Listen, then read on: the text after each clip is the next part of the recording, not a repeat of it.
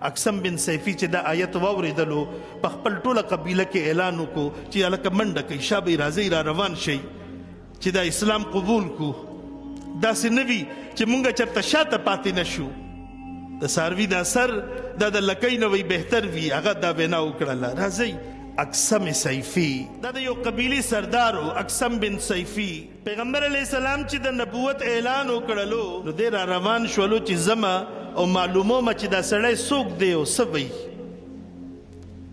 خلکو ورته وویل چې ته مزه مناسب نه ده ته خو سردار د قبیلې مشر حاکم قاصد او نماینده واستوه چې لاړ شي معلوماتو کی بیا د هغې نه پس ته لاړ شه د دوه کسان را واستول هغه دوه کسان چې راغلل پیغمبر صلی الله علیه و آله وسلم ته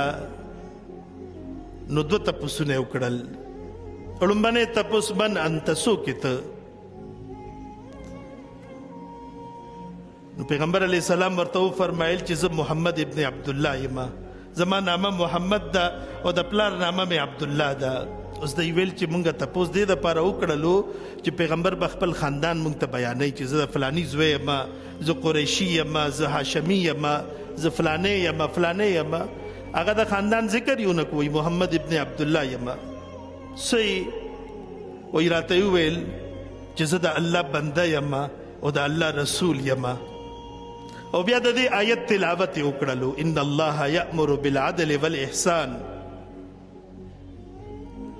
وی دا دواړه کسان واپس لاړل اقسم بن سیفی ته تپوس کوي چې لاړئ څه چلو شو دوی ورته وویل چې یاره ناشنا سړی و مونږ ته تپوس وکړلو مونږ ویل چې دی بس خپل خاندان مشران قوم او قبیله چې ده نو هغه به مونږ ته رایادوي د هغې تذکره یې دی ونه کړله لیکن مونږ چې معلومات وکړل په مکه کې نو خلکو وویل چې دی ټولو کې عالی نسب دی اوچت خاندان والا دی مونږ ته تپوس وکړئ چې ته څه نو وایي هغه راته مخې ته دا آیت وویلو ان الله یأمر بالعدل والاحسان اقسم بن سیفی چې دا آیت واورېدلو په خپل ټوله قبیله کې اعلان وکړو چې هلکه منډه کوئ شابه راځئ را روان شئ چې دا اسلام قبول کو داسې نه وي چې مونږ چېرته شاته پاتې نه شو د څاروي دا سر دا د لکۍ نه وی بهتر وي هغه دا وینا وکړله راځئ چې هغه